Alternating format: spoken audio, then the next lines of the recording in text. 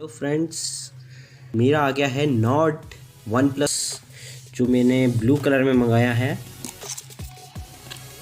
ये देखिए, इस वे नॉर्ड।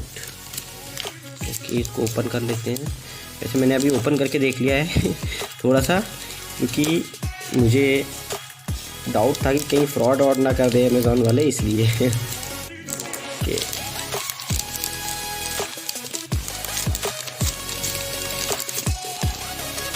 वाओ, टनिंग है।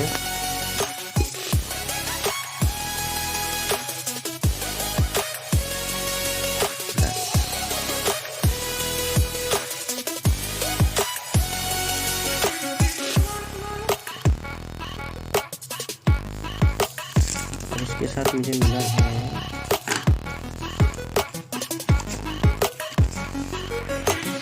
कुछ मैनुअल्स और इसकी कवर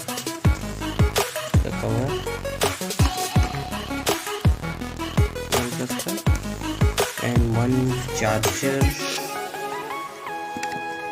वन प्लस। फोकस ले भाई।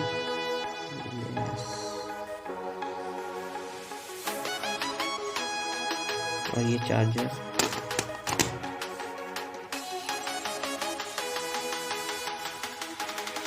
Okay, thank you guys. और कमेंट में बता दीजिएगा कैसा लगा आपको ये one plus solid marble blue. Thank you.